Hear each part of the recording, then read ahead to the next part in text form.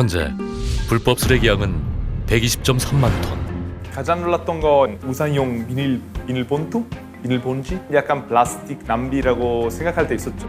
편의점이나 대형마트 가도 어떤 포장물이 너무 많잖아요, 솔직히. 약간 이 배달 문화 때문에 약간 쓰레기 많아지지 않을까? 환경시계라고 하는 거는 매년 발표하고 있는 것인데요. 지금 우리나라의 2018년 기준 9시 35분이라고 해요. 실제로 굉장히 많은 환경 문제를 초래하고 있습니다. 이것이 금년 안에 또 하나의 쓰레기 대란이 발생 가능성이 충분히 있다고 보고 있습니다. 커버 스토리 6번째 이야기. 인류 멸망 보고서. 쓰레기 전쟁에서 살아남는 법. 정부 조사에서 드러난 충격적인 불법 쓰레기선들. 이런 쓰레기 야적장을 미국 CNN 방송이 취재를 나올 정도로 국내 폐플라스틱 문제가 국제적으로 주목받고 있습니다. 그중 주요 외신의 보도로 주목받은 경북 의성의 쓰레기산은 3개월이 지난 지금 어떤 변화가 있을까?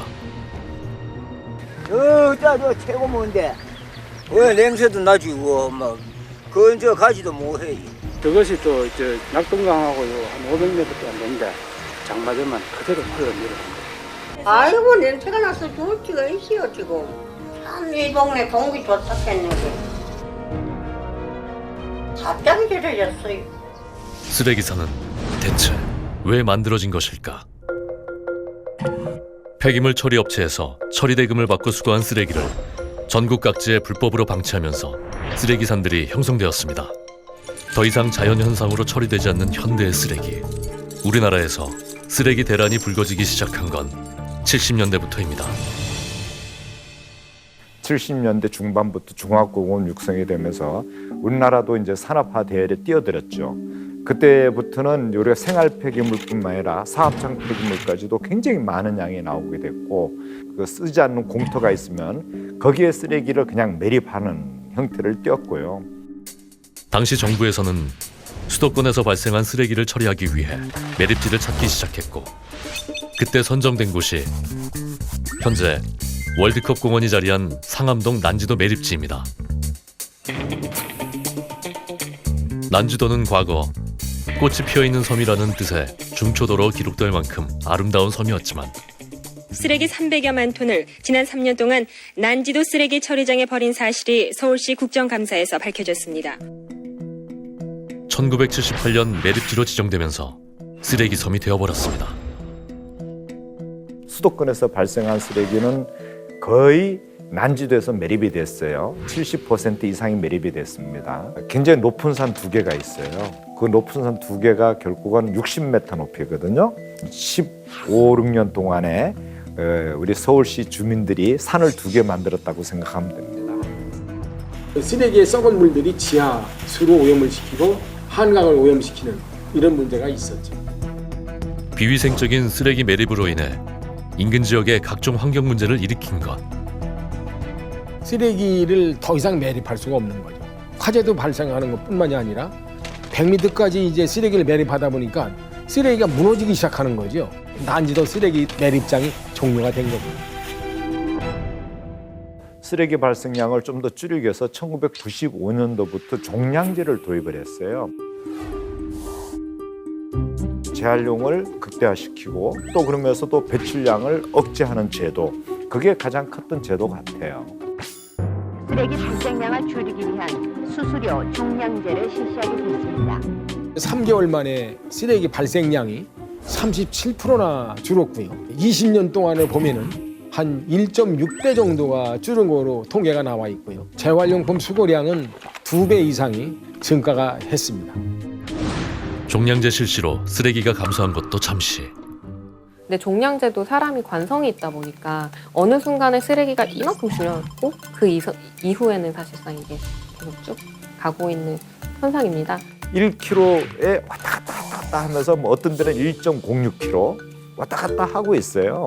그러면서 굉장히 문제가 되는 게 뭐냐면 일회용품, 그리고 이제 포장재, 폐기물 발생량이 역으로 증가하는 현상이 관찰되고 있는 게 안타까운 현실입니다.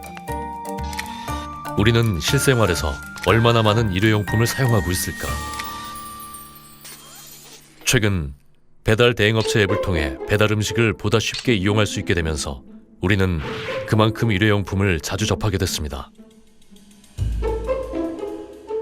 배달에서 나오는 일회용품의 양은 과연 어느 정도일까?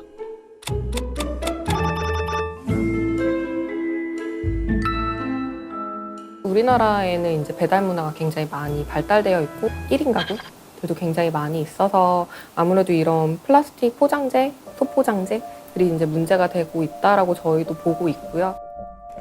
플라스틱은 우리나라만의 문제가 아닙니다. 이탈리아 바다에서 향유골의 사체가 발견된 거예요. 뱃속에 플라스틱 22kg가 있는 거예요. 우리 고향 근처 무르시아 바다에서 죽은 고래가 발견되었어요. 고래 뱃속에서 플라스틱과 각종 쓰레기 29kg 나왔어요. 유럽 내에서는 독일이 거의 플라스틱 사용률 한 4분의 1 정도 차지한다고 얘기하더라고요. 굉장히 심각하죠. 저는 인간이 조금 줄여서 말씀드리자면 자기 무덤을 직접 파고 있다고 생각해요. 20세기 최고의 선물이라 불렸던 플라스틱. 그러나 100여 년이 지난 지금 플라스틱이란 거는 분해가 안 되는 소재예요.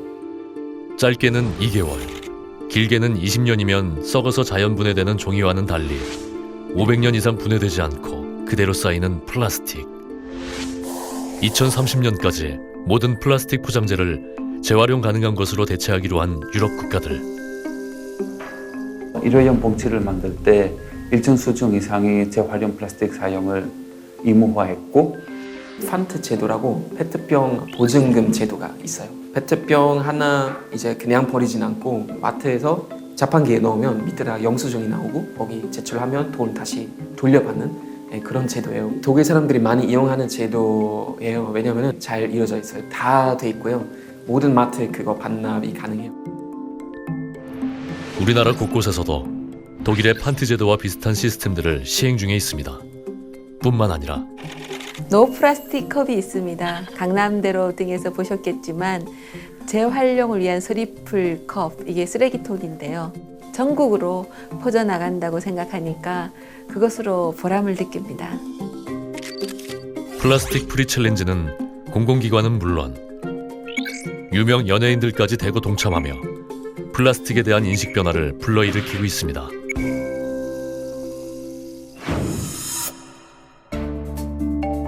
최근 세계의 이목을 끄는 플라스틱 관련 환경운동이 있습니다. 바로 생활 속에서 배출되는 플라스틱을 최소화하고 배출된 쓰레기는 재활용한다는 취지의 제로 웨이스트입니다. 1인당 하루에 배출하는 쓰레기 양은 약 0.93kg. 이 쓰레기들은 한 사람의 노력만으로 절대 줄일 수 없습니다. 그리고 완전 소멸시킬 수 있는 방법 또한 지금은 없습니다. 현재 우리에게 필요한 건 충분히 우리가 소화해낼 만한 양만큼만 생산하고 소비만 한다면 저는 환경 문제는 절대 일어나지 않다고 봅니다. 이런 문제에 직시하고 이게 결국 우리 먹거리로 다시 돌아오는 것들이거든요. 결국에는 또 다시 오염으로서 우리가 마주해야 되는 현실인 거죠. 한 사람의 10걸음보다 10사람의 한 걸음, 또 한 걸음이 더해진다면 지금의 자연은 지킬 수 있습니다. 그러기 위해선 쓰레기를 버리지 않는 것, 그 전에 만들지 않는 것만이 쓰레기 전쟁에서 살아남는 유일한 방법입니다. 커버스토리 다음 주. 대한민국 축구의 역사가 새롭게 쓰여졌습니다. 사실상 이번 대회 최고의 죽음의 조다라고 해도 과언이 아닌 상황인데요.